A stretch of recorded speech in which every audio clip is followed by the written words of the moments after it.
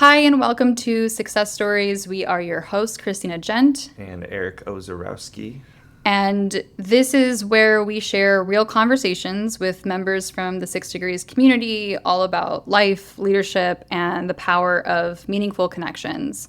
On this episode, we get to talk to Rudy Miick, who is a world-renowned facilitator and business coach focused on leadership development, sales building, and profitability. And Rudy's a partner of 6 Degrees. He actually created a piece of work, a tool set called Conscious Communication. And as a relationship development organization, which is what we view ourselves as, one of the most important parts of building relationships is being effective at communicating. And as humans, we are very messy at it, to put it nicely. And so working with Rudy, I've known him for 15 years. We actually have him lead our leadership labs, and his work is really about connecting with other people and the how behind this. We talk about that a little bit. I get into my own stuff, being uncomfortable, so there's some real time, some coaching in real time. Yeah, and I think it provides a little more insight to the why behind some of the things that we're doing, even starting with a check-in. What's the why? What's the reason for that for the listener, right? Why are we even doing that at 6 Degrees? And so being able to understand some of those whys and just the power of these communication tools and how we even use one of our values as a tool and how that shows up. We talk about that pretty in depth, which I really appreciated because I think that's one of the biggest things that I would love to see more people understand how to do that. So a lot of really good learning in this episode. Yeah, and I think the other part is I feel like so far we've said Rudy's name so many times, and it's like we need to make sure that people understand and know who Rudy is. Who the hell is Rudy? this elusive, amazing human being, Rudy. We're excited for you to just experience him, and him to have him on here and share his wisdom is really cool for us. And anytime we get to spend with Rudy is time well spent, and I feel smarter and feel sharper about the tools. I feel like a better human, even though I just fumbled all of that. 100%. So please enjoy Success Stories.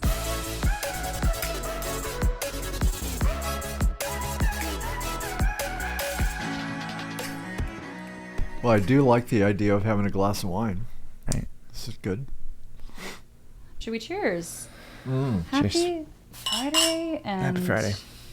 To a wonderful, successful leadership lab. Wow, this tastes really different than it did last night. Oh, well, I'm sure it was. Tastes like pot smells. I don't think that's a good thing. No, it's actually quite lovely. Oh. It's fine. Nice. It'll be all right. The second hit was not quite as potty, so. It'll be okay. It's better. Not quite. There's a lot of grass, so excuse the pun. Eric and I have thought that this could be a really good space for our members in the larger community to get a better understanding or grasp of what conscious communication even is. So to practice in real time, I feel like could be effective. So part of what Eric and I have talked about doing is listening back to the episodes that we have recorded and coaching ourselves, not the guest and anything the guest had to say, more just how can we be sharper? How can we point out moments of conscious communication? So I think where my head goes is more about how can we be an example and model and talk through that more than So it is what about do you story. want to happen as a result of our taping? For the audience, what's the outcome? I'd love to fill the next labs that we have with more people who are curious. I'd also love to have people interested in joining 6 Degrees as a place to practice these tools and practice communication. So to, much like what happened today with Eric and I modeling in the circle, how can we bring more of that to the surface for people to see this is who we are, this is our brand. So as a marketing vehicle, it feels like debriefing the session maybe works, but say conscious communication is a tool. It's a how you're accomplishing wow experiences and connection in the community. Mm-hmm. So if the result is actually I want to enroll members and I want to get more butts and seats, to me the dialogue around the communication is part of the why I would belong or what might motivate me to belong, right? Which is basically why would I belong. Mm-hmm. The conversation, I wonder, is, and maybe this is real time and we just record, especially if you're editing, I don't know. But and I suppose we are recording actually. But yeah, so always be recording. The conversation to me would be, oh, here's a reason, here's a tool set, here's how we build community, here's how we build connection.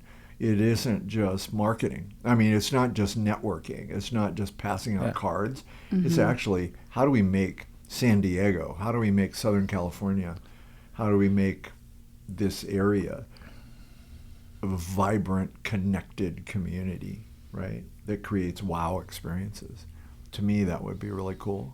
You can edit this out. You should save what I just said. Anyway, yeah, okay, I think let's just jump in. Let's Yeah, I feel like it's wherever we go, right? And okay. I hear everything that you're saying. Part of it is I'm in and I wonder. Yeah. I just want to be appropriate and supportive to the listening audience, to our audience, as well as you two, because you've got an incredibly cool company with an incredibly cool purpose and values, and you live your purpose and values. So how do we take and share that in the community to build a base and find like minds that want to do the same with their companies? I know we've already gotten into conversation. I do want to have a check-in. Yeah. I want to go off of the same question at the top of this morning of where am I feeling the energy or the feeling in my body, at what place in my body. So where are each of you holding energy in your body? I am sitting with my abdomen, I'll call it gut, right? Of just, I feel grounded. I feel really pretty excited at the same time. So there's lots of energy spinning. However, it's in a pretty tight circle around my abdomen to rib cage. With a couple of hits, I can feel some stuff up in my shoulders and my heart for sure. But it's mostly right in the gut of how do we be authentic? How do we true? How do we be grounded? So that's the energy placement coupled with the intention of, as I'm sitting in your guest chair, Yeah, I'm feeling it right now in my shoulders, near my collarbone, maybe even the base of my neck a little bit. So I'm feeling a little bit more tension in this area. So just trying to be aware of that and hopefully move that throughout relocate it throughout this conversation. Yeah, mine, it's running down my legs. I don't know how that feels. It's a different experience. And it is the way that the energy is flowing for me. Okay. It's like it's trying to leave the bottom of my feet is how. So is the energy going down on both sides and not up? Down one and up one? No, down the ground to the ground. Oh, wow. Well, interesting. Okay.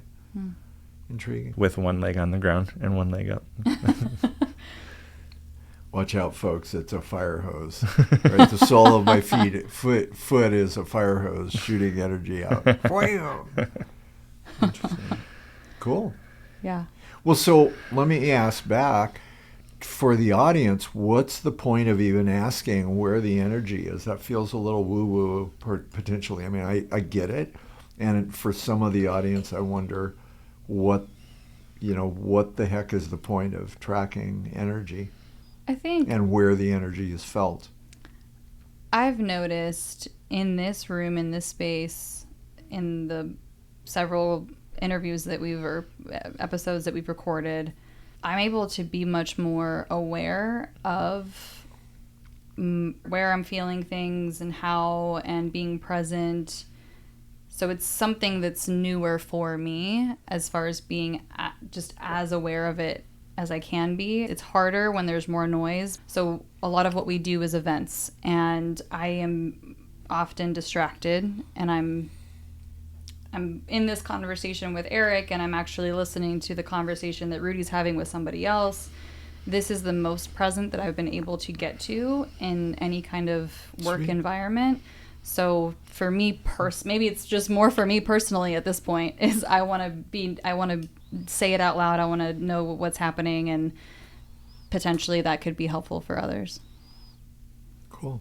A sound booth is a good thing. Mm-hmm.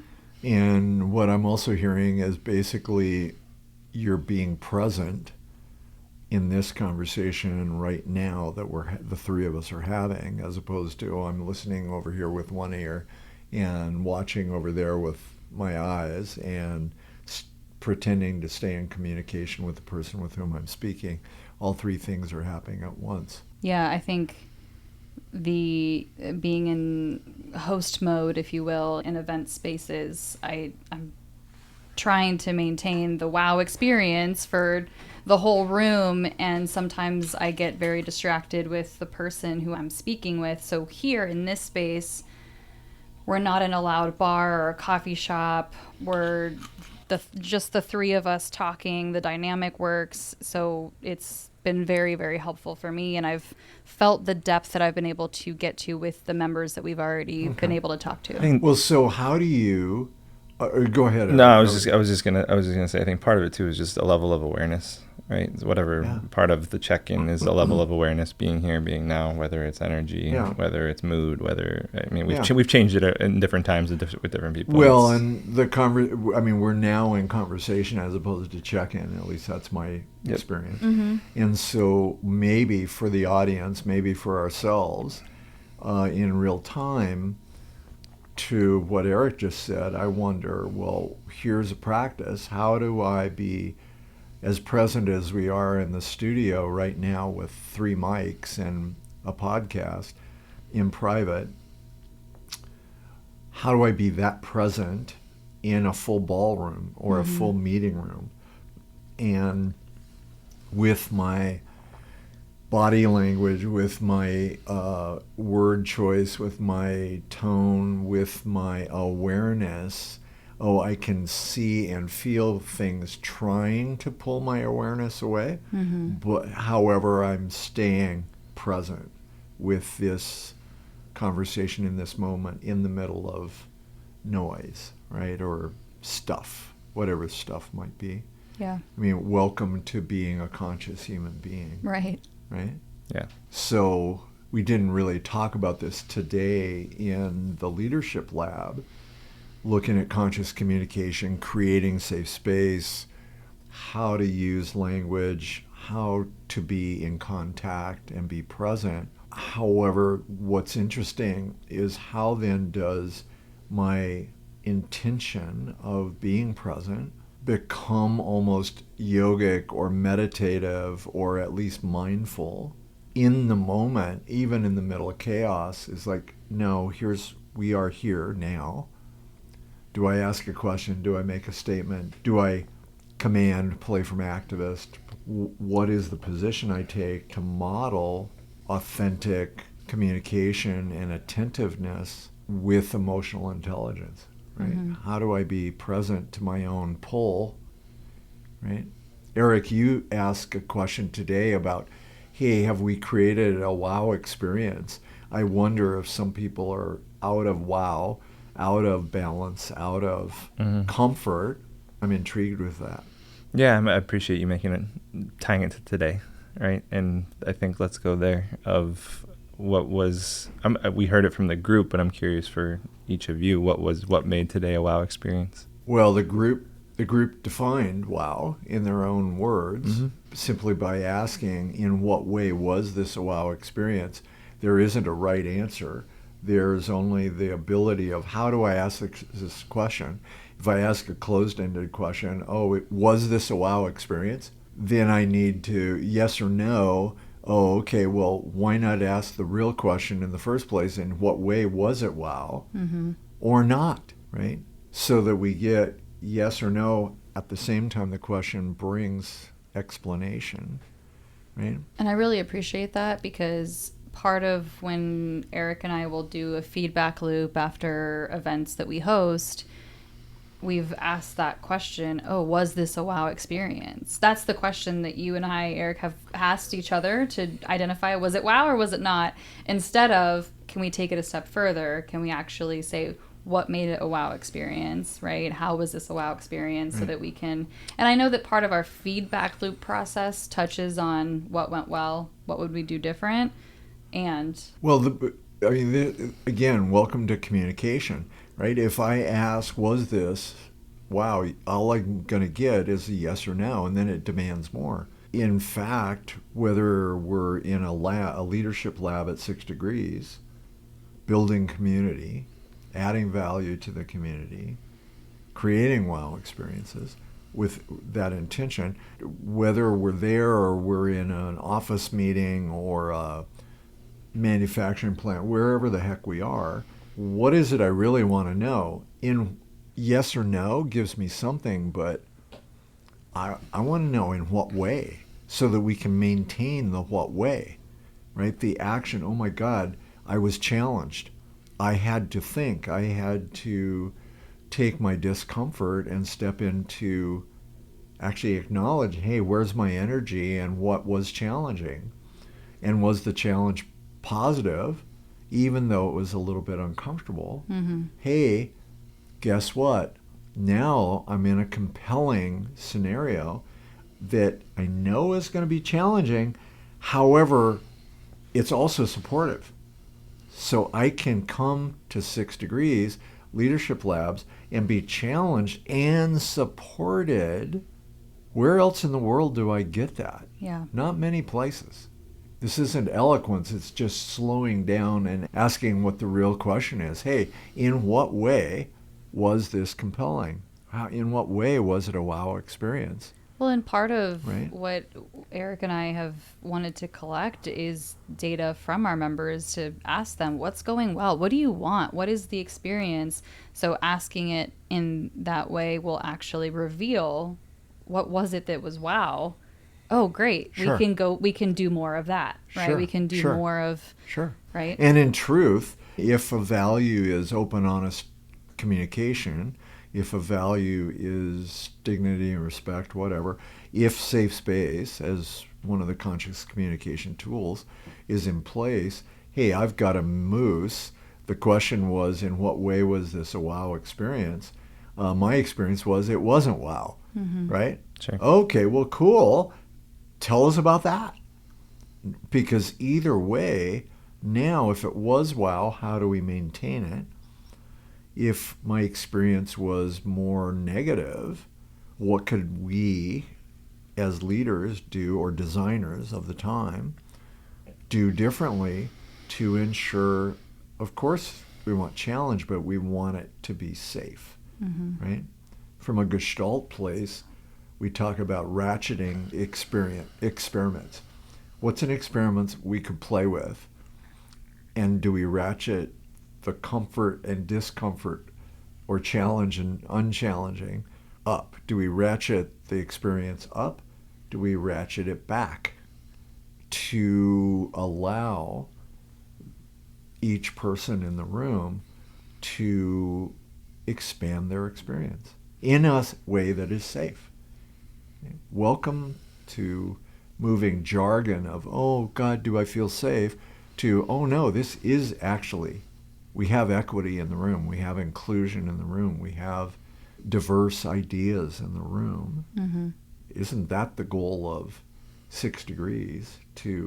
I'm wondering, I'm not making an assumption, from the purpose statement, from the values that you guys have in your company, in the company. Yeah, I think it goes back to a conversation the three of us had. I think the first year of when we bought 6 Degrees was about how polarizing and divided this country is, can we actually unite people and bring people together in community through business, through 6 degrees? And part of executing that is through conscious communication and creating the safe space for people to communicate in a way that, regardless of where we stand politically or anything else, right? It's how do we actually find that common ground? And Well, so with that, and Eric, I hope I'm not cutting across your space. I do wonder, you're in the midst of, as the owners of 6 Degrees, Eric and Christina, you're in the middle of this evolution of 6 Degrees networking to, guess what, we're so beyond networking. We're Right. 6 Degrees connection. Talk about that a little bit. I mean, wow, what does being connectors provide the members, your members, the community of San Diego, even broader, or Southern California broader, connection as compared to networking? I mean, talk about that. I'd love to hear your voice, just because I feel like it's been Rudy and I a lot. It has been Rudy and you a lot. I guess You got to jump in, dude. I know. Take your I space. know. I'm sitting. So I'm sitting with. We're talking around things, and this might be totally fine. And I don't think we're talking around any. I just asked a very direct question. I know. So did I 5 minutes ago, and we talked around it. So Sure, we didn't actually answer your question. which is fine. So what was the question? We'll come back to Yeah. No, we can connection put a versus pin in it. network. Yeah. Yeah. No, I'm in real time. I'm noticing myself. What's happening for me? What's happening in this room? And so that's why I'm being quiet. And Dude, then I have no intention of talking around anything. Yeah, no, I know. So re-ask the question. I'll re-ask. We'll come back to Yeah, connection. Yeah, That's okay. No, yeah. And I love how you're setting up. Please talk about this and giving us a space to do it. This is going differently than our other podcasts have, and not in a bad way. It's just different. It is different than. So are we talking about the leadership lab and what happened in the leadership lab today? Or are we talking, you've mentioned a couple times, Rudy, for the audience and for the people listening. That's right. When we've done this in the past, and I don't actually know if it's right or wrong, mics, just pretend the mics aren't here. Well, okay, so I want to add context to that. Is the very first time Eric and I got in here to record, and we were recording based on providing the very first episode of context of why are we calling it 6 Degrees Connections and what's happening, what are we doing, open books.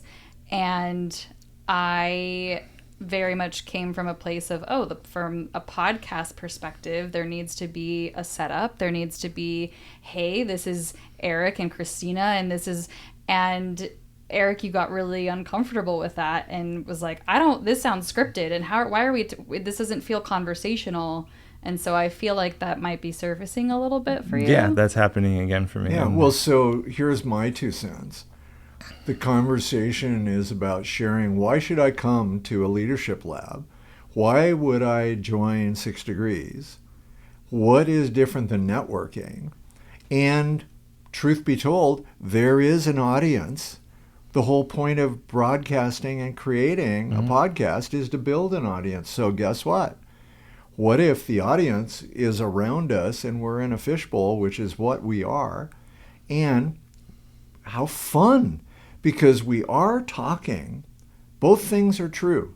They are, yeah. No, Both things are happening at the same time, and at least in my experience, anytime any one of us opens our mouth, we are providing content and context for others to either agree, disagree, join, disallow, move away from, be challenged, connect, love, hate.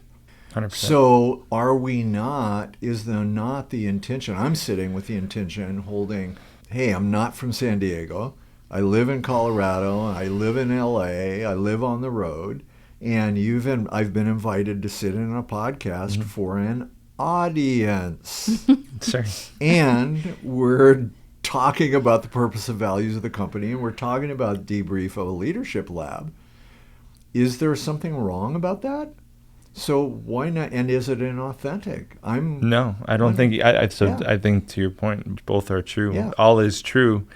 It's the same. It's what Christina described as what I'm hearing as what I'm hearing happening for me is there's a setup, and here's how it's almost like you're selling us, or not selling us,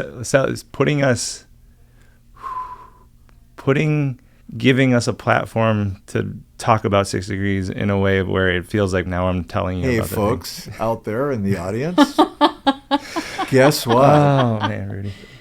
Folks out in the audience listening to this, whether there's 5 people or 5,000 people, there's an opportunity with 6 Degrees from what we did in the leadership lab because of your guys' vision and your execution of your purpose and your values. Mm-hmm. That, and to the audience, all the members, this is the real deal. And if somebody's listening that's not a member that happens to hear the broadcast, this is in fact a broadcast. And so how do we be authentic and say, here are some challenges, here are some opportunities, and definitely we can go back to the lab. I'm happy to talk about that. What worked today? What didn't work today? And it's a very intimate, very private conversation. At the same time, anyone listening, this company, these leaders, Eric, Christina, Rudy Miick sitting here blabbing right now, are sincerely working to create connection. What I heard, Christina, a few minutes ago was, as uncomfortable as Eric might be, there's a real intent to connect with people. Mm-hmm. Conscious communication is a way to do that. And so here's now the lab. Did we do that today? Did we actually create wow experiences? The feedback was, at least that I heard, oh my God, this was unbelievably wow. I'm actually, so a light bulb went off for me right now of, Eric, is the uncomfortable feeling coming from breaking the fourth wall is what I'm calling it, as far as, because this reminds me of, okay, if we were on stage and we address the audience, that's breaking the fourth wall. Is that actually what's making you uncomfortable? Or is it this feeling that we're talking about what makes 6 Degrees so great too much, and that feels inauthentic, or it feels like selling to you? Or is it neither? It could be something different. Maybe a little bit of both. Yeah, okay. Interesting. Because I honestly, I'm so excited to be here. And to the audience, as well as you two, hey, everybody, I'm not selling anything. This is the real deal. You guys are the real deal. Selling's not the right word. I think I'm seeing the microphone. I typically don't see the microphone, so, I need it's a me thing, and it's what happened. For the audience, Rudy just put his hat on the microphone. I don't want Eric to see the microphone, folks. Right? So it's not selling. Selling is not the thing. Okay. It has nothing to do with selling. The fourth wall, maybe. So the podcast. I don't feel like I'm talking to you. I'm talking for an audience, is what it feels like. Which talk to me then. Yeah. Okay. I'm all I'm doing is acknowledging that there is a community, forget the word audience, there's a community of people that want and need desperately to connect. And oh my God, today we connected with, and over the last 2 days, it seems like all the feedback that we got was we connected in the leadership lab. Well, guess what? The bigger connection is to the community of this company called 6 Degrees. And guess what? Because it's going to open air, we might be connecting to other folks that aren't, right? That's not talking to the mic. That's actually including a whole system. Sure. Right? And whether we acknowledge it or not, I'm a co-host of Restaurant Masterminds podcast that airs weekly. That is a push and a plug. Please join us on Hell Saber yeah. FM. and we're getting, I don't know, 20,000 hits a week, 200,000 subscribers. So there is an audience. How dare we not acknowledge them? Right. Right? And at the same time, Eric, love you to death. You and Christina have a message. You have a tool set that is mind-blowing, and that's not a sales pitch. It's just, like I said, selling not the right thing. And that's why we're doing this. And so I'm looking you right in the eye. Yeah. Peripherally, I see the mic. I just hit it. Sorry. Peripherally, I see the mic. I'm not talking to the mic. I'm talking to the two of you, two of my favorite people. Yeah. And acknowledging simply that by definition, this is a podcast, number one. Number two, it's going out to your members. Number three, it's open to the public. Right? Yeah. So guess what? That's all.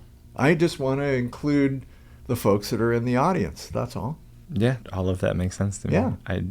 I don't know why it's uncomfortable. It's literally the same thing that happened between Christina and you. Yeah, and me. I feel it. I feel it. It's not you. So it's not. It's actually not you, or it's not anything that talking. There's something about what is happening. Is it because we're missing the candle?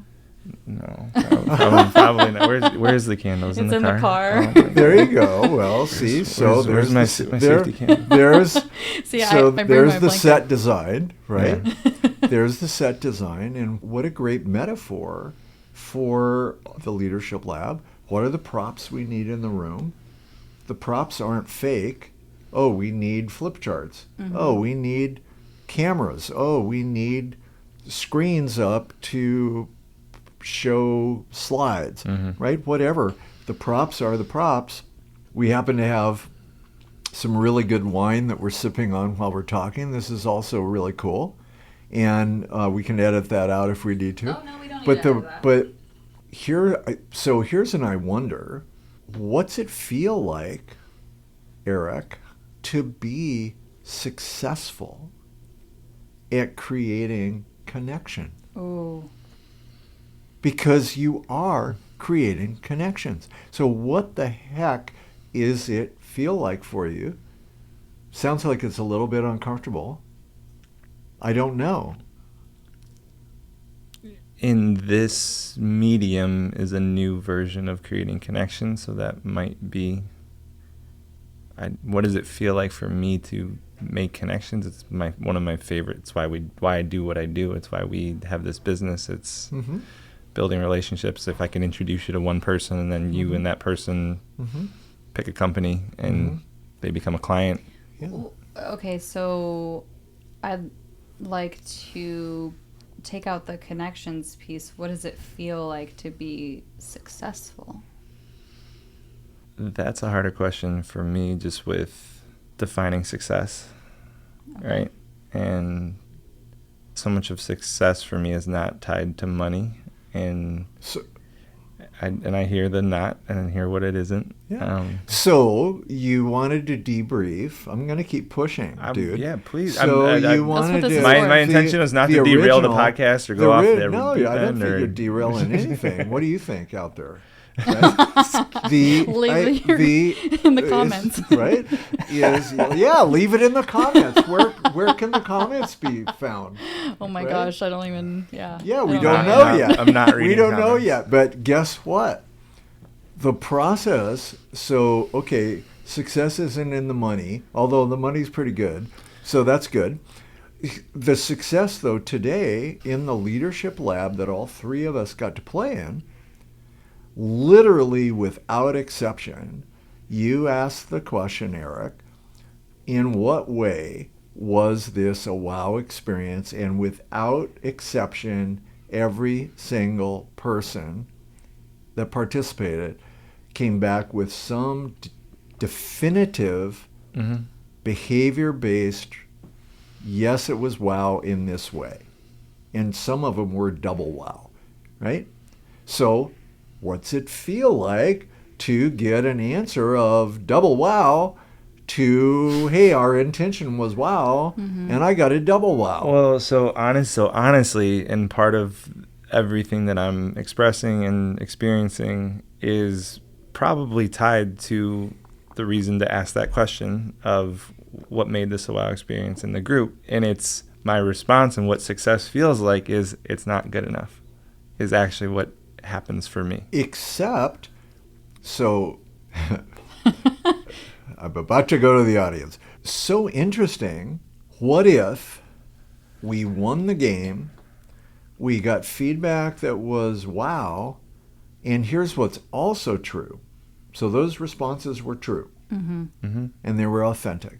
What was from a leadership lab place and in a company, no matter who's listening or why they're listening, in a company, if I get feedback that says, yes, we hit our goal, welcome to the United States of America, welcome to the Western Hemisphere, welcome to any capitalist kind of model of performance-based, dare I erase capitalist, performance-based, the next immediate question is, especially at a world-class level, is, and how do we take it further? Both are true. But celebrate, okay, I just broke the 4-minute mile, and how do I get below 350? Yeah, I mean, we've had this conversation around, we have 100 members. It's like, we're at 100. It's the same conversation. It's Exactly. showing up differently for me right now. I'm going back to whatever the habit is of it's not good enough. It's what's happening. And Okay. I'm working through that right now. Okay, I well, guess so the question then becomes, what would be good enough? Yeah. Or what's it going to take to get good enough? And anyone listening, those are two terrific questions to ask, right? Is, okay, well, wait, did we achieve the goal? If the answer is yes, great. What's next? What do we do differently? If the answer is we're 0.2% off, 0.2% off, what do we need to do to make up the 0.2%? And what do we need to do to take it up 5% more? The Leadership Lab is about behavior and language. We can measure the language the same way. So what do you want? And let's go there. What would you change today if we're talking about the Leadership Lab, what would change? He says with love. In the moment, I don't know that I would change much of how today went. We talked about it a little bit before we jumped on here, of some setup pieces and some logistic. Okay. And I don't know that it's critical to the success of how today went. And based on the feedback that we got, based on the experience that was shared. So let me play this back. I'm not really happy with the results, but I don't really have any feedback about how to make it any better. I understand I'm understanding my craziness, and then how I sound right now is it went. So what you said earlier, what we talked about in the beginning of this was from every mouth that we had in the room, this was great. It was a super successful. It was a wow experience, and I'm still sitting of it's not good enough. There's a disconnect there. So, is there a moose here? Right, a moose in the room. Right? Is success more than butts in the seats? More people?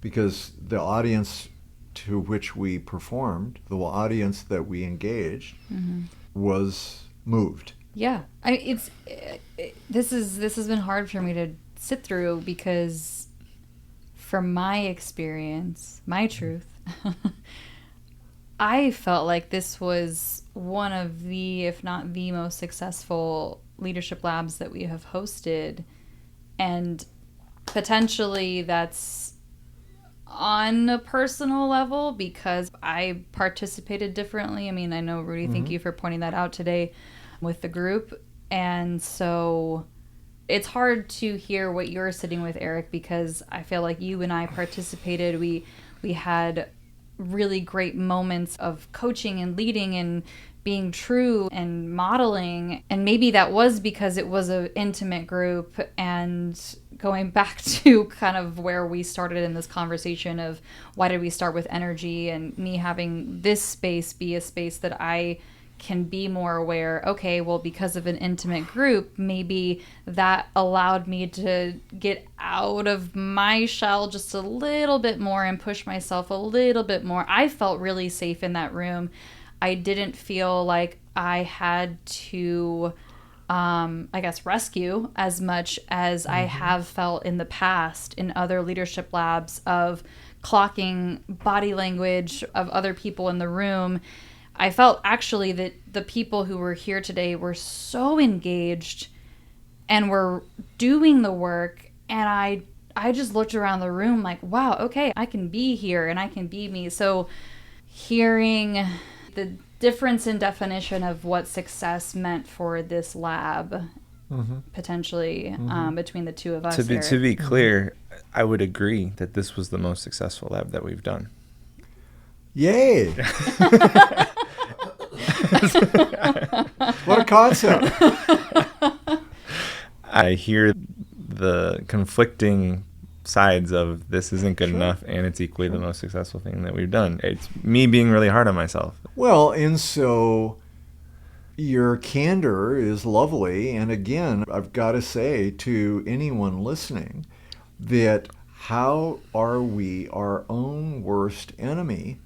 Right? Of here I am doing work as good as I can possibly do, and hopefully tomorrow I will be better. And simultaneously, we're taught to beat the heck out of ourselves, and we're not good enough, right? Or if we are world class, here's the one thing I know how to do, and if I don't do that, I don't know who I am.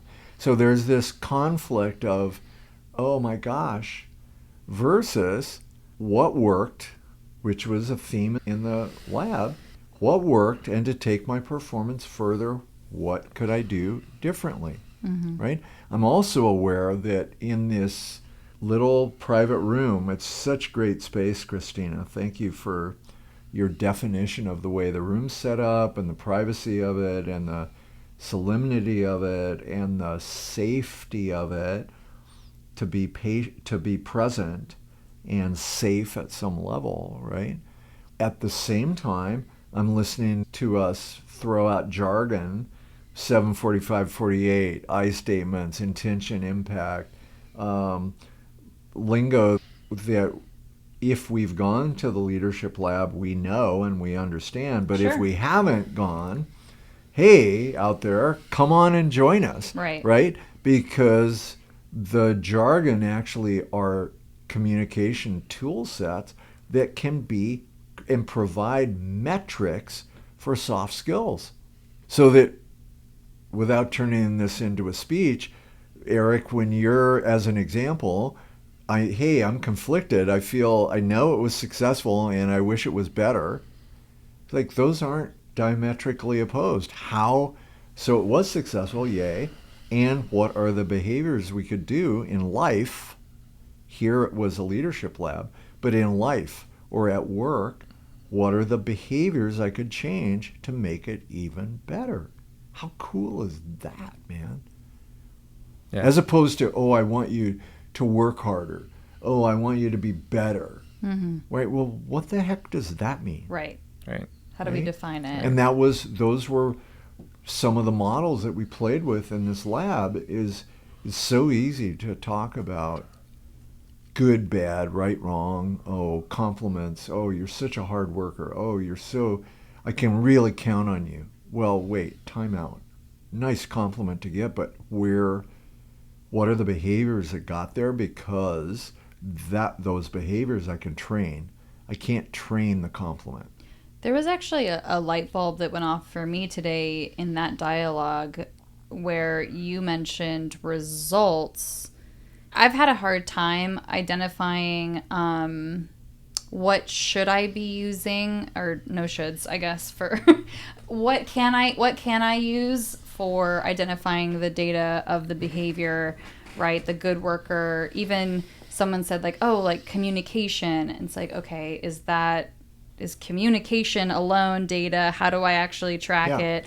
So you said today, Rudy, what are the results that I can use? And that helped me identify, oh, okay, start with the results. Then what's the behavior that got to the results? Bingo. Go backwards, and right? Train that. Yes. And train that as opposed to start with, oh, be a good server or be a good team member, right? Right. What's good? Exactly. Right. So what is good? So, oh, God, you create such great connections with people. Thanks for the compliment. And to train somebody, oh, do what Eric does. Well, Eric just did 50,000 things. So which of the 50,000 do I do? Versus, and to everybody listening and watching, and the reason to come to these labs is, oh, we want connection with a new person. Okay, somebody I've never met. Right, I'm thinking already of restaurants because that's my world. But oh, how do I connect with someone? How about direct eye contact? How about an acknowledged head nod, right? Chin, head, tilting up and down as opposed to side to side. Side to side with, oh, I really care about you, but my head's moving side to side is a mixed signal. But if God, it's really nice to meet you, and my shoulders move in, my head is nodding up and down, with direct eye contact and a smile, those behaviors translate to connection. So what I train is, I approach, I make direct eye contact, I smile, I move my shoulders in 3 degrees, right? Whatever is normal. And that may seem very mechanical, but after we practice that event 3 or 4 times, it will become natural. That is connection in the United States. In some other nation, direct eye contact may not be the appropriate piece. Right. But in the U.S., it is. So, and we could talk about, oh, what's eye contact mean? But those sorts of behaviors are how we move the team, and that is replicable.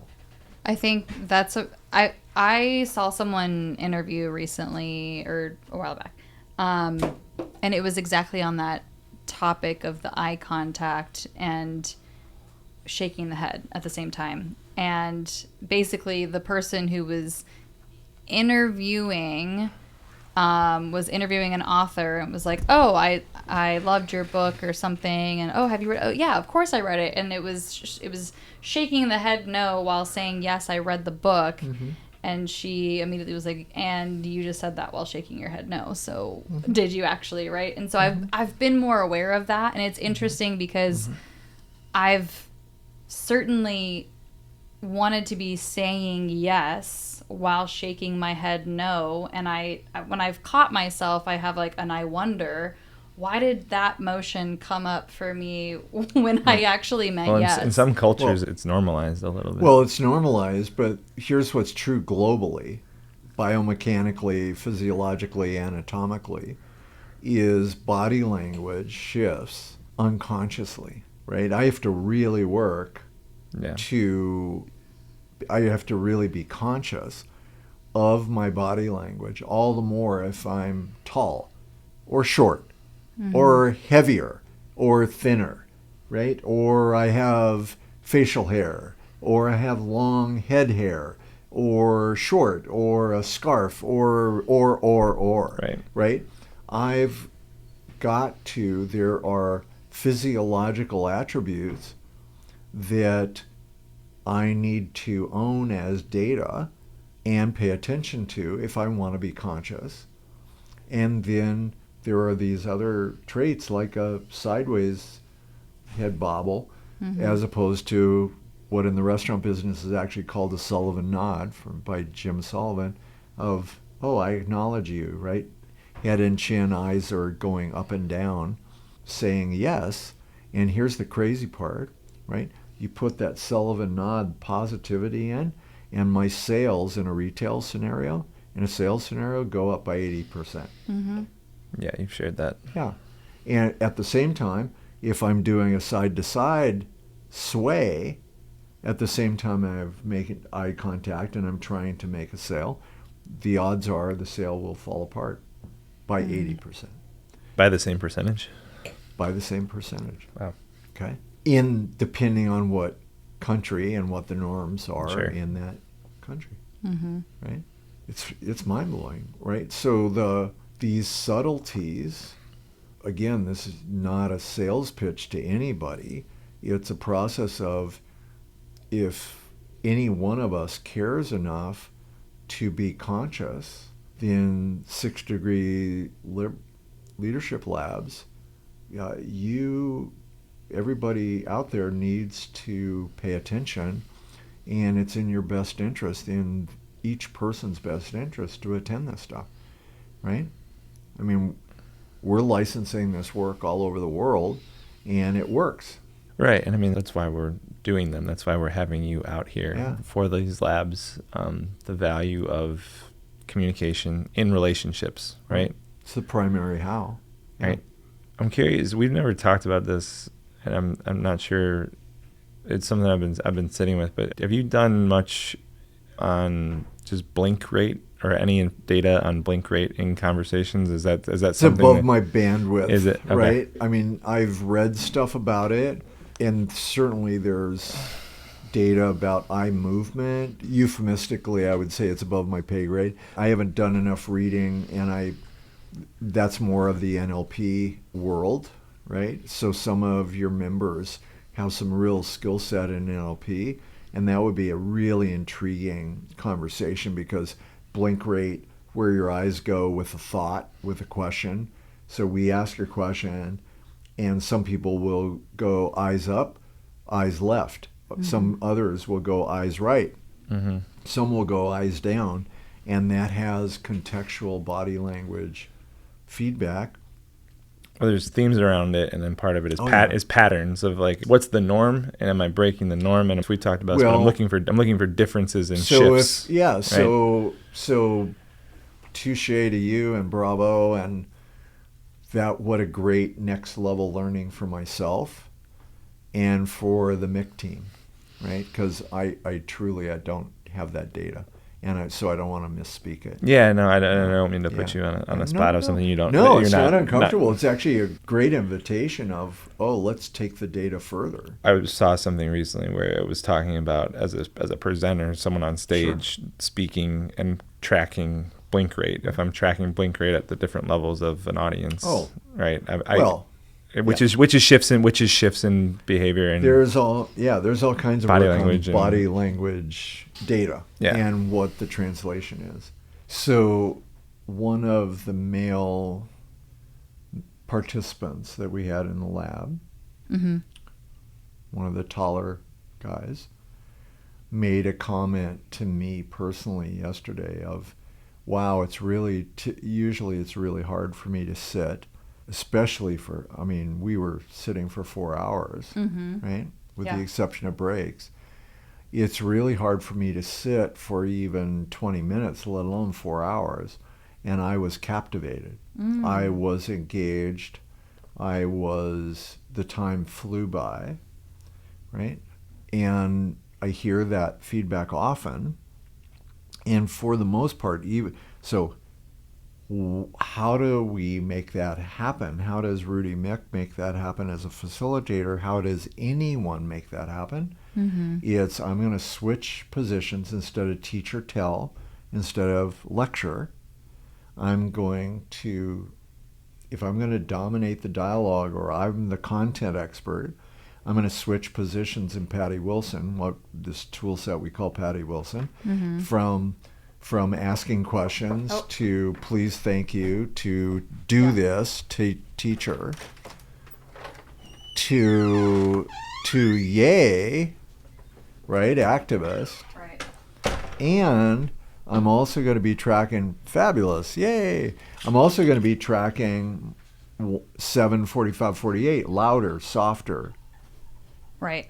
Engage in vibrant body language, right? And all of a sudden, this presence of, even if somebody's dominating the room, we have the opportunity to keep people engaged, and the energy builds and builds and builds, and the next thing you know, we've covered 3 or 4 hours. So here's this guy. We were just talking, Eric, it's welcome back. We were just talking about the lab, and one of the male participants saying, hey, really hard for me to usually sit at all, let alone 4 hours, and how incredibly cool it was. The time flew by, and I was captivated and learned so much. And simultaneously, well, how does that happen? It happens by design, using the communication tools that we're I had working with, had multiple people share that it flew by, right, in the best way possible, right? And that's not a unique experience to this lab. And by what I'm sure you've shared is by design, with intention, with movement, with so tone of voice, body language, and then I would say word choice, but the word choice is more so out of one of the models we share from something called the Patty Wilson model of, I'm asking questions, or the facilitator is asking questions, making statements, offering please, thank you, collective kind of sharing, engaging, and celebrations, what we call activist, of kind of exclamation marks or provocative stuff. So that the result of which I'm speaking, to build energy and be engaging, does not happen by accident. Right. It's all choice. Now, it might be spontaneous. However, it's spontaneous built on a lot of practice and intentionality of how do I engage this team, my family, members, whatever. So, well, I think part of that's your genius, your magic. In my experience, is seeing you course correct yourself. Plop, as it came up today, by design, I'm gonna try from this angle. It missed. Let me back up. Let me try again. I think for me, it's always watching from that lens as you as a facilitator. It's almost like watching Tiger Woods or a professional golfer shoot like a 14 on a hole, right? It's like, oh, wow, you too. Okay. You're human. I would honestly, now that you're saying that, I would honestly invite more naming of when you're doing that, Rudy, in the beginning of our labs. I guess because for Eric and I, we know you well, so I can hear and I can notice and I can see when you're course correcting. Maybe it's not in the beginning. I'm not sure. I'm just sitting with now. Is there an opportunity to name it more so that the group is also going, oh, because I don't know how many people will actually track that. Well, they won't. That's the whole point. The group won't. So here would be a way we, the three of us, could take a leadership lab further. Is when you two are tracking at the level you track, if I'm the speaker, or if Eric is the speaker, or Christina is the speaker, if the other two of us, if we're the triad of trainers, we point out in the moment, hey, time out, whoop, stop, notice what just occurred. Okay? Because at least my experience of myself is when I stop and go, oh, hey, notice what I just did, right? This plopped, I backed up, and I went boom, boom, boom, boom, boom. I used 3 different versions of Patty Wilson in less than a minute. It's so over the head of the group in the moment because I'm moving at speed or because I'm presuming there's knowledge, right? This is a level 2 class or a level 3 class. That would be processing. I think even with the drama triangle, right? And how milliseconds, right, which was named, how fast some of this is happening for each of us in real time. Right. And then I think the other part is the learning edge for me, and there was multiple times today where we talked about could you, and the whole dialogue around could you and how that sets up this victim place in the drama triangle. I noticed that when I'm listening and hearing Rudy as the coach, as the facilitator, it's not necessarily complimenting and looking to reinforce the positive like I would with Christina, right? So there's multiple times. So what you just said, Rudy, around timeout, pause, Rudy, I just heard you correct yourself. That was amazing. Right. And We celebrating can do course correcting to the positive. Or to the group, notice Rudy just course corrected himself. Yeah. Or hey, to the group, notice how Eric just course corrected, and make a teaching point out of it in that moment. Yeah. Or What did you hear? What did you see? And as awareness grows, oh my God, he went from you statement to an I statement. He went from the past or the future into the present. Wow. Right. And I said that was amazing, but that's not necessarily data. But Rudy, I love how I really appreciate the way that you course corrected yourself in the moment, right? Naming that and using it as a teaching moment. That to me, like right now while we're talking, I was like, I'm noticing that, oh yeah, I kind of pointed out the times that, oh, Rudy wasn't right here. And, right. That's true. There was moments because it's easy. And part of the dialogue that we talked about is it's easier for us to do that. We tell kids no. All of us, sure. We're trained to teach no. Yeah. Don't. All these contractions and negatives.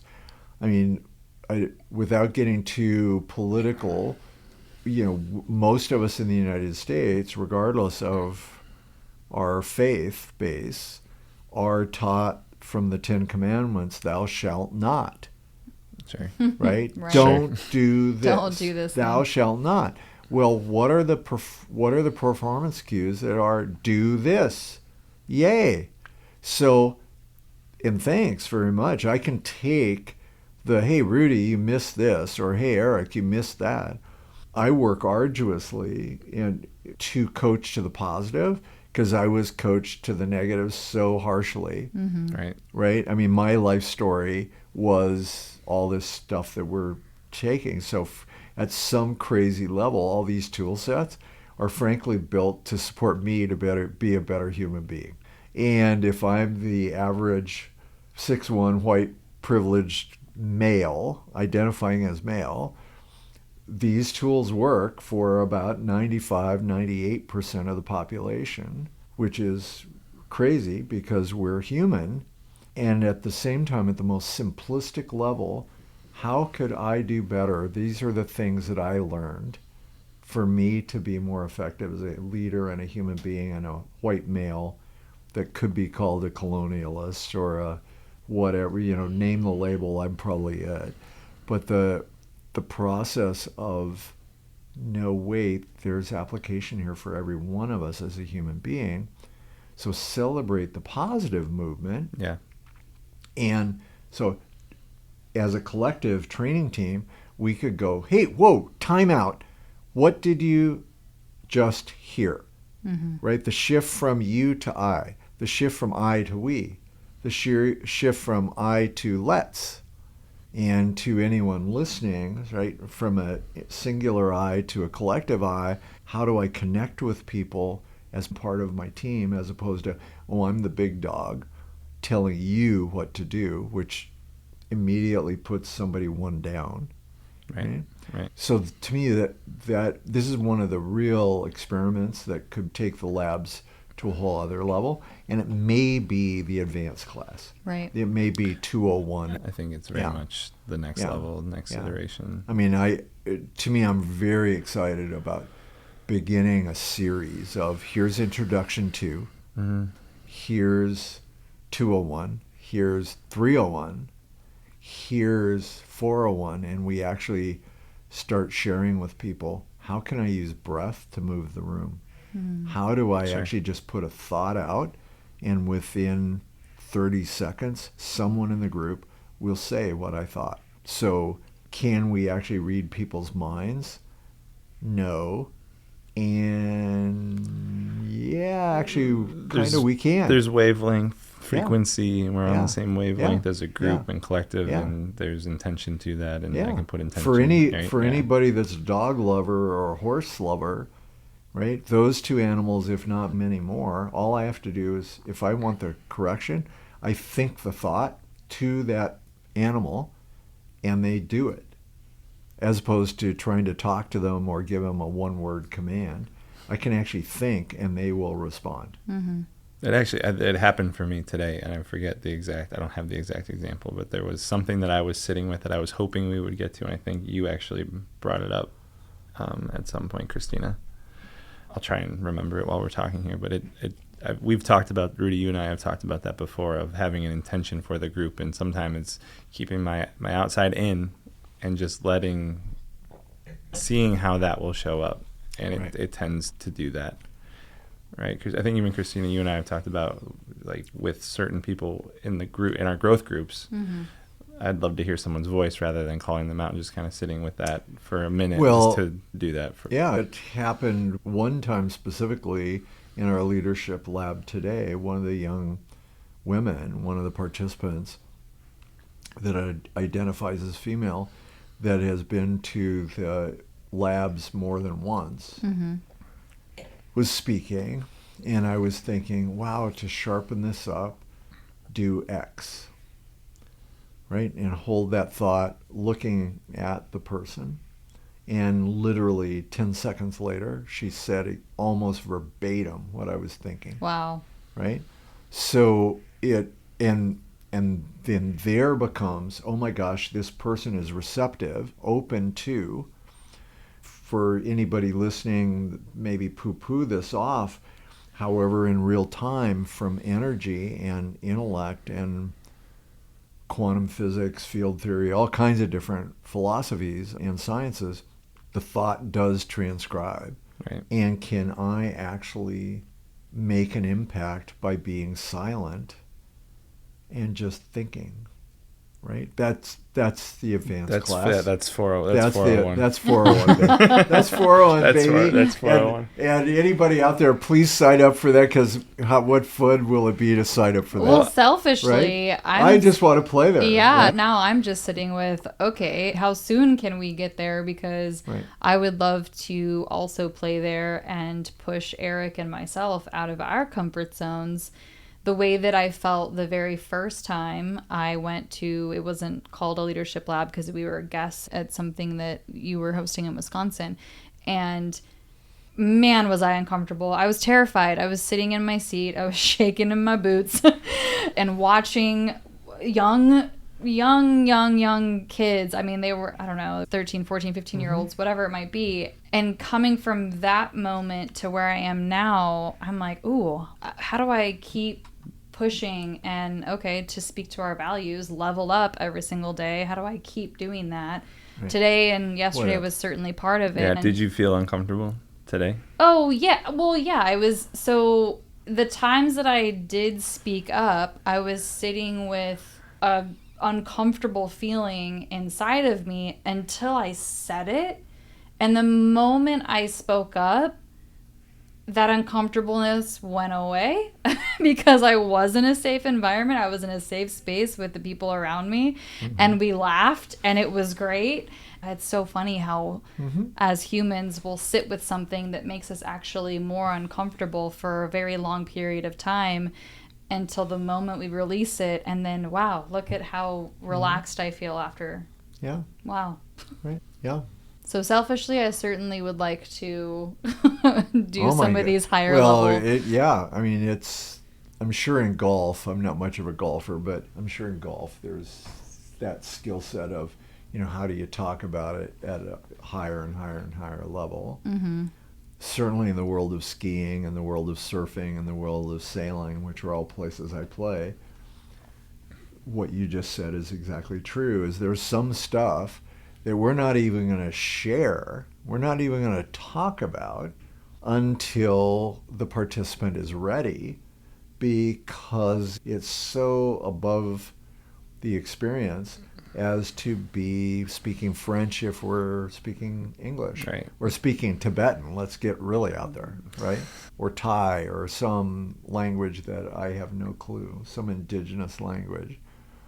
And suddenly, oh my God, that indigenous language is where the secret is, right? Mm-hmm. And so we're giving feedback, and the feedback gets shorter and shorter and shorter and shorter because there's context. So exhale ends up being a one-word coaching that takes the place of 5 paragraphs. of explanation. And there's context for, oh, this is what you mean when you say exhale. There's shared truth, there's shared definition. And the other flippy part, especially around energy or intention, nonverbal communication, there's a whole lot of folks out in the audience and ether that may completely discount the reality of, oh, wait, I can think a thought and make it happen. Sure. But it does. I mean, that's abundance versus scarcity, as an example. Sure. Anyway.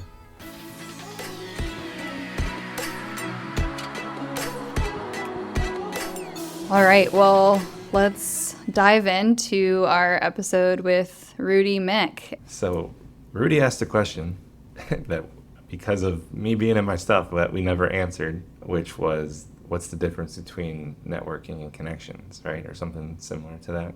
Yeah, he was inquiring about what was the reason behind the change from networking to connections. He was just wanting us to be able to, I think he was throwing up some like softballs, or how did you put it? Yeah.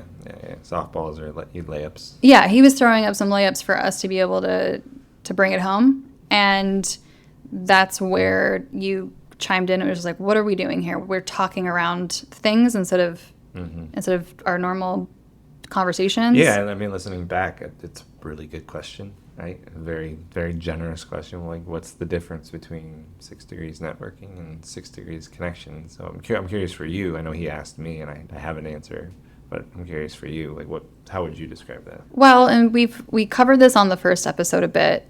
There's a behavior that's associated with networking. When I think of networking, I can have a clear picture of going to a happy hour and meeting new people and exchanging business cards and maybe setting up a coffee follow-up, right? That's the image of networking. Yeah, I think of literally working the room. Right? Yeah. So from day one, that is what we wanted to start moving away from. How can we curate the type of environments where people are building more depth? How can we help people be curious? I think curious questions, that's what's going to make the difference in approaching an event like that and coming off as transactional versus genuinely wanting to understand the other person and how I might be able to be supportive. That's why, to me, it's one of the reasons why I wanted to shift away from the word networking and shift to connections. Well, yeah, and part of it, and what we talked about was around, like, we to the best of our ability, what we try to do is make, if I walk into the room and I don't know anyone, how do I make it feel really warm, right? Coming from a place of hospitality, think of the best restaurant you've ever been to, the best hotel. How do we take parts of that and just have it be a little bit more organic, a little bit more casual, but feeling like it's a warm room that I'm walking into and not this cold transactional nature. And I know we went back and forth a lot about name tags and whether or not to have name tags. And I think where we landed, even with the shift, is name tags are for networking. And in our community, the goal, they're a tool and they can be helpful. The goal actually is to have an entire room of people that genuinely know each other, right? And part of that is making the introductions and creating experiences that bond people, right? And actually making memories with someone through experiences. That's a different version. That's connecting versus networking, right? And there's a professional piece to this. Right, that's the line that we're trying to balance. Is how do I, as a professional, how do we go share an experience so that I get to know and really like Christina, and then that leads to business in some way, shape, or form because I'm part of this community, right? I love that you brought up name tags as an example because this has come up at some of our more recent events, and there's been an ask of, you're not using name tags anymore. That would be really helpful. I'm really bad at names, right? That's a phrase that I will hear. It's a phrase that I have used. How many times have I brought you into the circle to introduce you so that I can rehear the name of someone that has already introduced themselves to me out of the embarrassment or shame of me not remembering that person's name instead of just saying I blanked, or I'm so sorry, can you please remind me what your name is, or right, and just being able to, so going back to safe space and creating environments where people feel safe, can we create 6 degrees to be safe enough where I can say that, I can just tell the person, hey, I'm having trouble remembering your name, can you please remind me what your name is? Right. Well, so that, I mean, so to the conversation with Rudy, we get into language a little bit at some point, and the difference between, can you please remind me what your name is? Help me with your name. The difference between that and what's your name? Yeah. Right? So I statement of please help me. Please help me. Remind me of your name. So I'm putting myself, and I'm actually joining. There's a joining happening in that statement, in that sentence. It's very subtle. Mm-hmm. And this, I picked this up from Rudy because he's leading a group in our leadership labs. He's leading a group of people that he's never met, and it's impressive how well, even when he messes up, because he does. Because he's human. Because he's human. He'll mispronounce someone's name or miss their name or call them. I think he's even done it with you. Like he's called you Kristen or yeah, something. it's happened. I mean, not recently, but and the difference between please help me with your name or oh my God, I know you, and please help me versus what's your name. Yeah. Right. What's your name again? Right. What's your name again? What's your name again? We've met. What's your name again? That's so different. Obviously, like the tone, the body language, everything that comes with it, but just the subtle word choice of please remind me your name, help me with your name. Help me with your name. Yeah. Mm-hmm. It's so subtle and so powerful to have it not be a defensive reaction of like, what's your name again?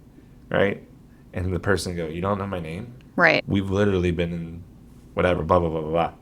Right? Yeah. And so yeah, we've gone back and forth about name tags, and just name tags are for networking. They're a tool. They can be a crutch.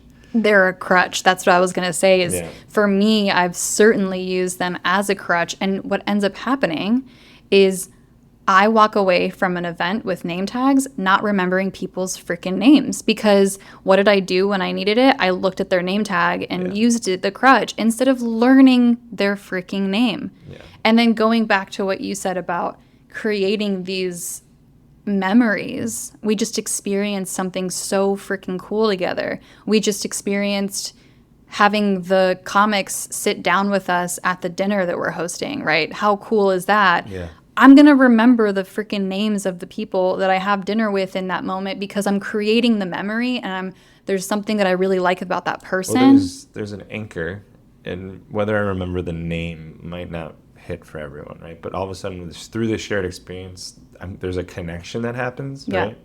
And hopefully the name follows that. At the very least, hey, we went to that one thing together, but we did this thing together, and that's what I'm pulling at. Yeah. And I know I should know your name, but please help me with it. Well, yeah, I guess it would just be easier to remember someone's name in an environment where a memory is being created versus the 16 happy hours that I went to this month. Sure, and we've all been to the party where we walk into the room and we're the last one to show up, and then we get introduced to 20 people at once. Yeah, wow, yeah. Right? And how hard that is to remember names. And the other thing that I'll add to this dialogue is you talked about, like most people say, I'm not good at names. Mm-hmm. And it's very much the mentality of whether I say I'm good at something or bad at something, I'm right. Mm-hmm. Because I've decided I'm not good at names. It's like, of course you're not. I've decided I'm not good at names. You've said you're not good at names. Or I've said I'm not good at names. So guess what? I'm not good at names. Yep. Versus I try really hard to be good at names. Right?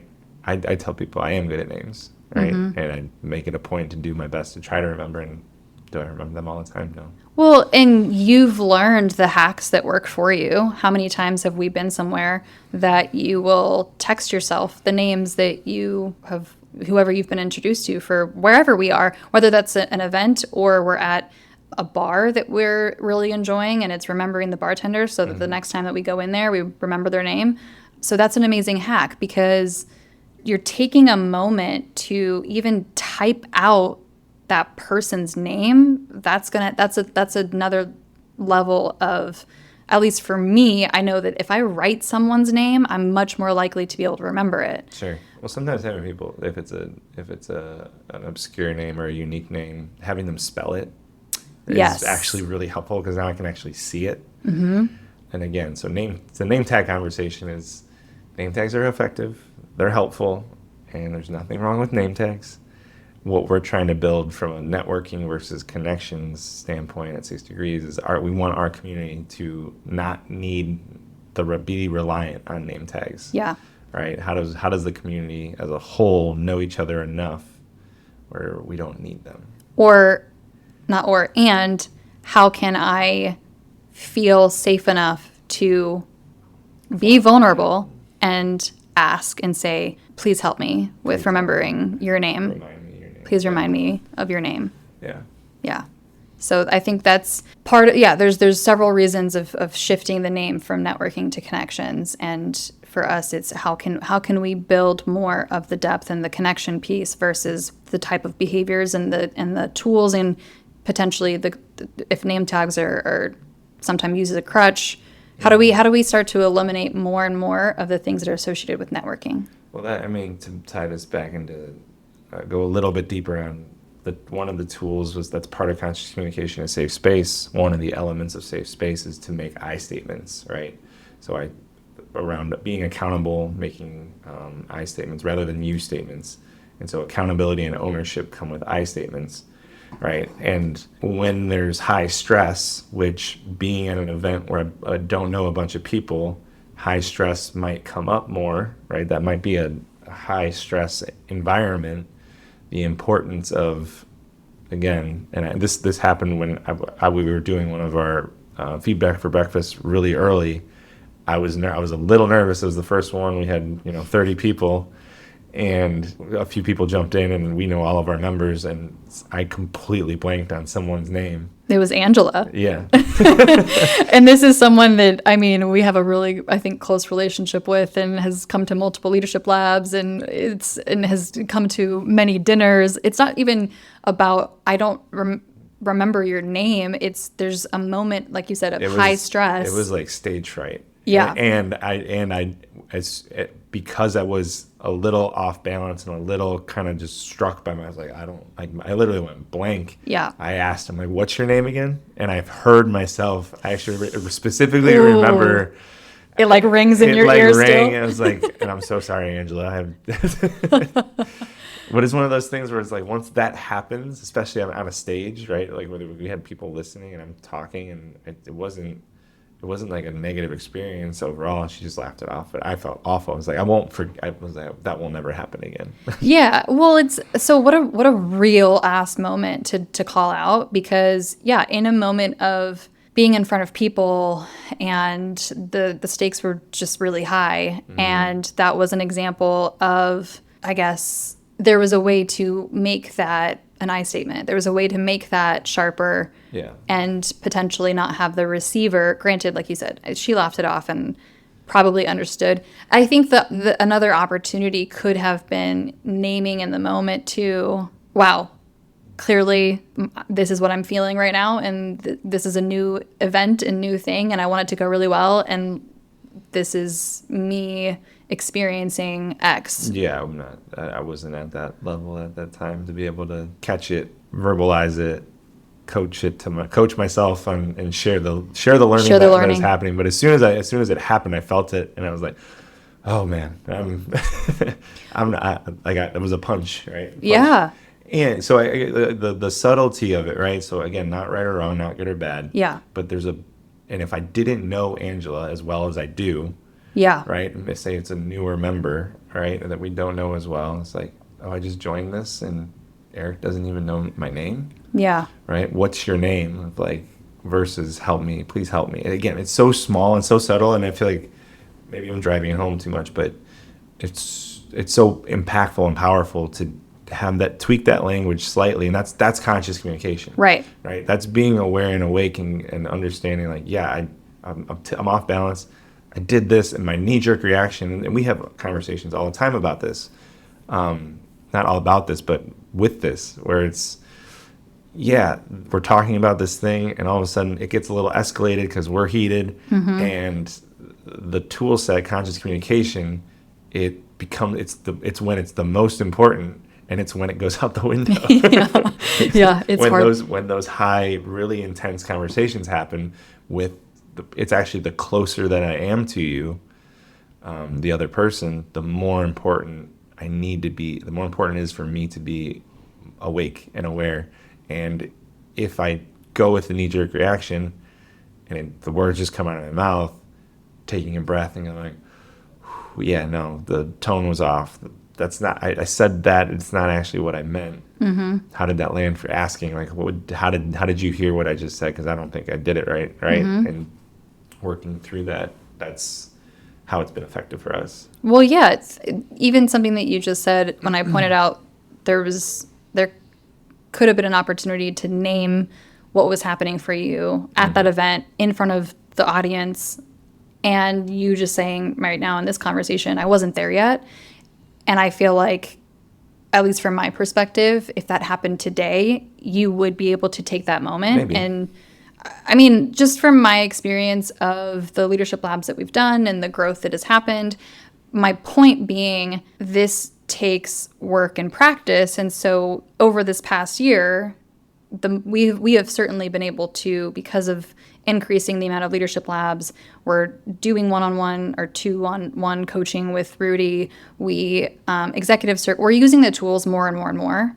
And so I think just the growth that has happened in 1 year. Well, I think that's a good transition to talk about the leadership labs, right? We have one coming up next week specific to hiring and interviewing, right? And so much of the reason for us to do these leadership labs is to create not a vacuum, but a container to practice and play and heighten the awareness of being human. Like, yeah, no, what is my natural reaction? Am I aware of it? Not right or wrong, not good or bad. That's the whole point around the leadership labs. Is we have this amazing facilitator, and he has, Rudy's literally world renowned, and he has worked with Dyson, the vacuum company, and helped them go from 300 million to 900 million in less than a year without increasing their staff. All they did was change the way that they were communicating to close the deals. Right. To close deals. They tripled the revenue and nearly became $1 billion company in that span through this work. And that's the reason we're offering this, or the motivation for me, is it works. It's, if I'm aware and awake, the lab just becomes a place. And the reason we call it a lab is it's a workshop, right? We're in the laboratory, and we're seeing what works, what doesn't. We're testing things. Yeah. And we're doing experiments. We're not just talking about it. It's not lecture. Yeah, I get really excited every time we do a lab. We do a leadership lab, because there's always learning. We've literally seen people level up, and the members that have come back multiple times, it's exponential. And for this lab that we have coming up specifically, it's hiring and interviewing. And part of one of my favorite things that we do with this is everything's an interview, right? And we actually do real interviews with people that have never met each other, but I'm interviewing someone to go, would I get drinks with this person? Yeah. Would I invite them over? Is there a potential strategic partnership opportunity Right. here? So much of, the way students are coached and trained and the way that they're taught is to feed me as the interviewer the words that I want to hear. And they tell me what I want to hear, so I hire them. And then so many people talk about how in 2025, this next generation doesn't want to work hard, and I actually don't believe it. We're not great at interviewing and setting them up for success and training them and setting expectations, but so much of it is interviewing and getting to the real motivation for someone, why they want to do something, right? Yeah, we've had a hard time marketing this specific lab when we put the lens over it of the hiring and interviewing.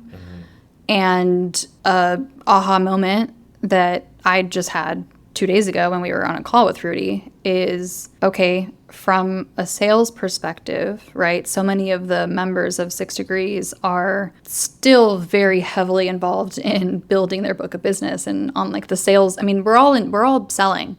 Yeah. So from the sales perspective, how do I close the deal? How do I rock the interview? Because I'm also being interviewed when I'm sitting down with a prospect or a strategic partner or anything. Right. And so that's the flip side to this workshop. How can I be better in the interview to get what I want from the person who I'm talking to?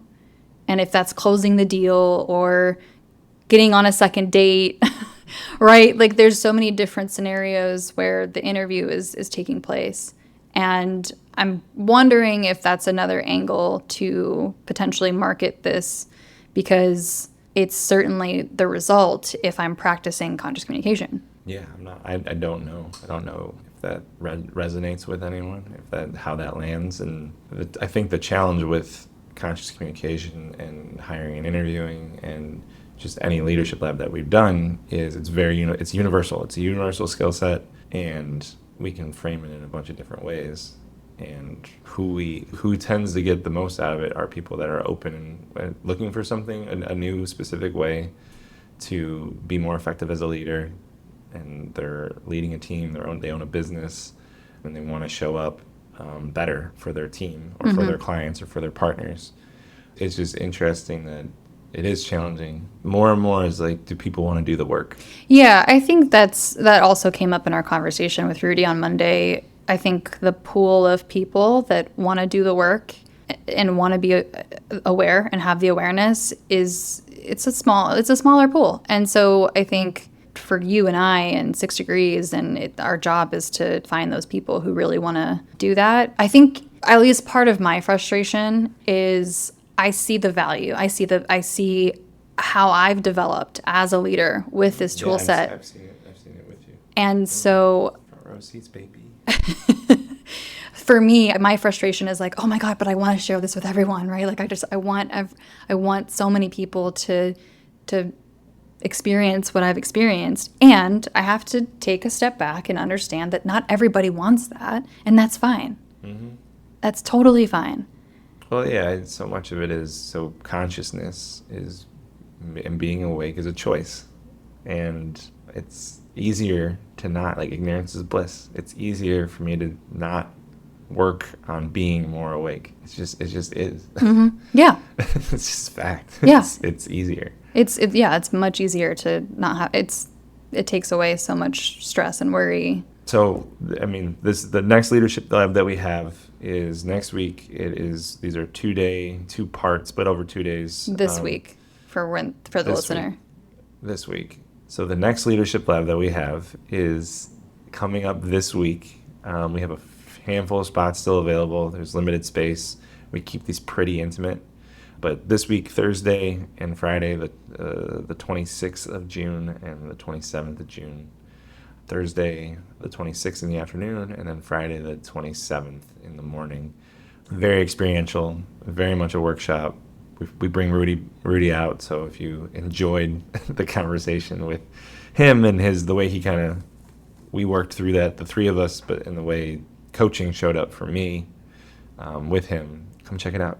We'd love to have you. Yeah, and it is the full 2 days. Like, you want to be able to come to both if you're intending or you're interested in joining us, because part of the reason why we even split it up into 2 days is it can be dense, right? It can be a lot, and so we get having a little bit of a break on Thursday evening to digest and then come back the next morning, and that morning is really putting so much of the work into practice and play, and we're doing a lot of exercises. It's all practice and all play, so yeah, it's fun. Yeah, it's definitely. We always leave the when we're done with the labs, it's such a high. Oh yeah. So, yeah. Yeah, come play. Come play. Put her there, bub. Put her there, bub. Put her there, bub.